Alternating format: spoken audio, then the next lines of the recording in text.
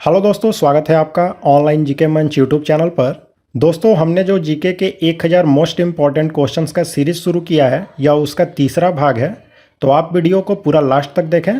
तो चलिए शुरू करते हैं आज का वीडियो। पहला सवाल है, किस विटामिन को अपनी सक्रियता के लिए कोबाल्ट की आवश्यकता होती है?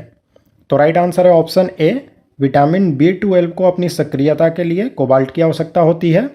यह जो विटामिन B12 है, इसका रासायनिक नाम होता है साइनोकोबालमिन, और इसकी कमी से खून की कमी होती है और तंत्रिका तंत्र जो है वह प्रभावित होती है। और इसके मुख्य स्रोत भी पूछे जाते हैं कि विटामिन B12 का मुख्य स्रोत क्या है, तो वह है मछली, दूध और अंडा। ठीक है, अगला सवाल देखते हैं। ओजोन छिद्र के लिए कौन सा प्रदूषक जिम्मेदार है? तो राइट आंसर है ऑप्शन सी, CFC यानी कि क्लोरोफ्लोरोकार्बन जो है, इसी के कारण ओजोन परत का क्षरण होता है और इसके लिए जिम्मेदार है CFC। अगला सवाल देखें,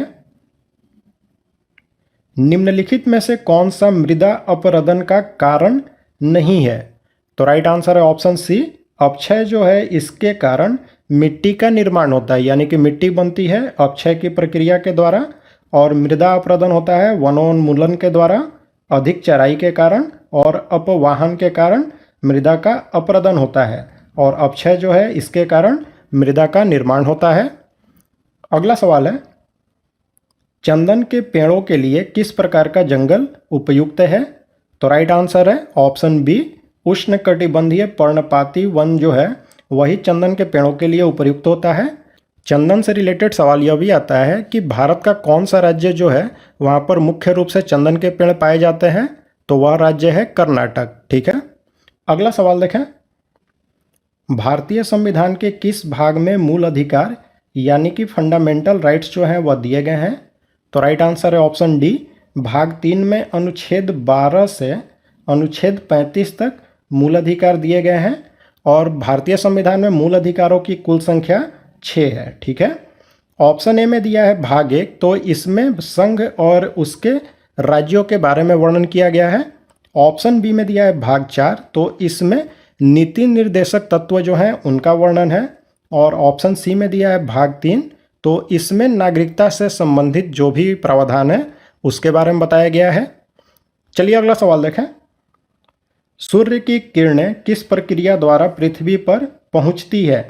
तो राइट आंसर है ऑप्शन बी, विकिरण के द्वारा सूर्य की जो किरणें हैं वह पृथ्वी पर पहुंचती हैं, यानी सूर्य का ताप जो है वह पृथ्वी पर पहुंचता है विकिरण के द्वारा। विकिरण जो है वह ऊष्मा स्थानांतरण की वैसी प्रक्रिया होती है जिसमें किसी तरह के माध्यम की जरूरत नहीं होती है, और इसी प्रक्रिया के द्वारा सूर्य की जो ताप है वह पृथ्वी तक पहुंचती है।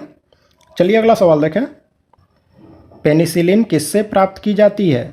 तो राइट आंसर है ऑप्शन है, एक तरह के फफूंद से यह पेनिसिलिन प्राप्त की जाती है, और यह जो पेनिसिलिन है यह सबसे पहला एंटीबायोटिक है। इसकी खोज की गई थी अलेक्जेंडर फ्लेमिंग के द्वारा 1929 ईस्वी में। ठीक है, तो सबसे पहला एंटीबायोटिक कौन सा है? तो वह है पेनिसिलिन, जो कि एक तरह के फफूंद से प्राप्त की जाती है।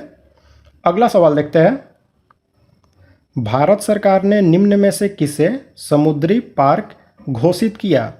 तो राइट आंसर है ऑप्शन बी, कच्छ की जो खाड़ी है इसी को भारत सरकार के द्वारा समुद्री पार्क घोषित किया गया था। यह जो कच्छ की खाड़ी है यह मूंगे की चट्टानों के लिए प्रसिद्ध है, और इसी के संरक्षण के लिए भारत सरकार ने 1982 ईस्वी में इसे समुद्री पार्क घोषित किया था। क्वेश्चन नंबर 9 है, सबसे पहले किस उच्च न्यायालय ने बंद को असंवैधानिक घोषित किया? तो राइट आंसर है ऑप्शन बी, केरल जो उच्च न्यायालय है इसी ने सबसे पहले 1997 ईस्वी में भरत कुमार के पलीछा बनाम केरल राज्य के मामले में बंद को असंवैधानिक पहली बार घोषित किया था। अगला सवाल देखते हैं, 1939 में सुभाष चंद्र बोस किसे हराकर कांग्रेस पार्टी के अध्यक्ष बने थे?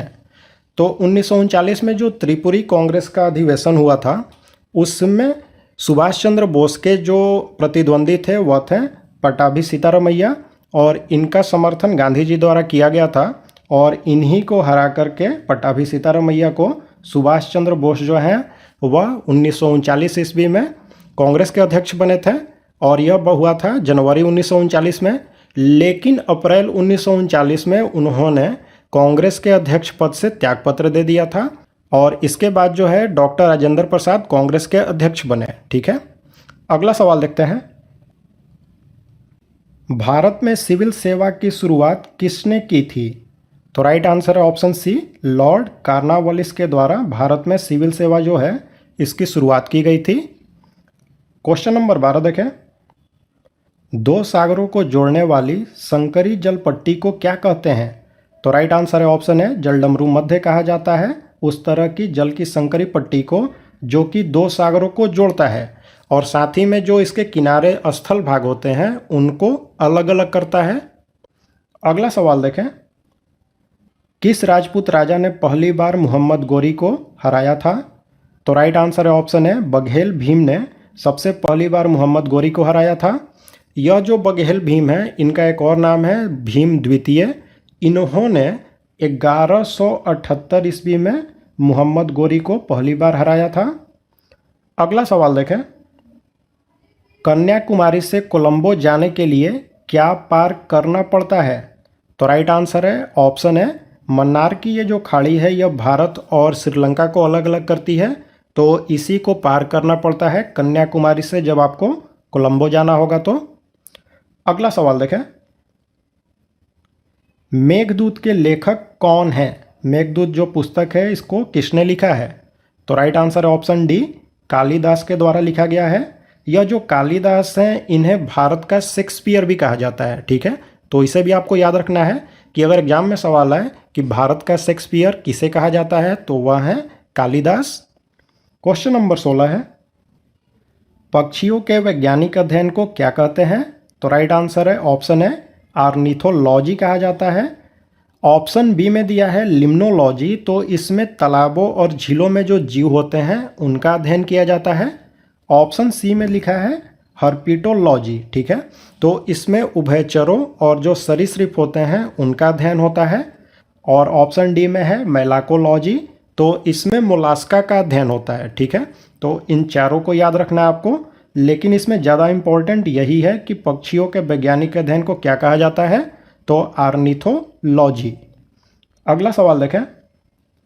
किसी तत्व के रासायनिक गुण को कौन तय करता है? तो राइट आंसर है ऑप्शन सी, इलेक्ट्रॉन की जो संख्या होती है वही उसके रासायनिक गुण का निर्धारण करती है। ये जो इलेक्ट्रॉन होता है यह नाभिक के चारों तरफ घूमता है और प्रोटॉन और न्यूट्रॉन जो होता है वह नाभिक के अंदर रहता है। चलिए अगला सवाल देखें। किस राज्य विधानसभा में सदस्यों की संख्या अधिकतम है? तो राइट आंसर है ऑप्शन बी, उत्तर प्रदेश जो है यहाँ की विधानसभा में सबसे ज़्यादा सदस्य 403 सदस्य हैं, यह सबसे ज़्यादा है।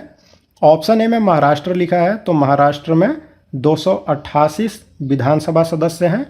ऑप्शन सी में आंध्र प्रदेश है, तो यहाँ के विधानसभा सदस्यों की संख्या है 175 और पश्चिम बंगाल में 294 विधानसभा के सदस्य हैं। अगला सवाल है। अकबर के दरबार में सबसे प्रसिद्ध संगीतकार तानसेन का मूल नाम क्या था? तो राइट आंसर है ऑप्शन सी, रामतनु पांडे इनका नाम था तानसेन का। और यह जो तानसेन है यह मध्य प्रदेश के ग्वालियर के रहने वाले थे। ठीक है, और ऑप्शन डी में जो मुकुंद पांडे है तो यह इनके पिता का नाम था। ठीक है, इसे भी याद रखना आपको। अगला सवाल देखते हैं। देश के सशस्त्र सेनाओं के सर्वोच्च कमांडर इन चीफ कौन है? तो राइट आंसर है ऑप्शन है, राष्ट्रपति जो होते हैं वही तीनों सेनाओं के यानी कि थल सेना, जल सेना और वायुसेना, इन तीनों के कमांडर इन चीफ होते हैं।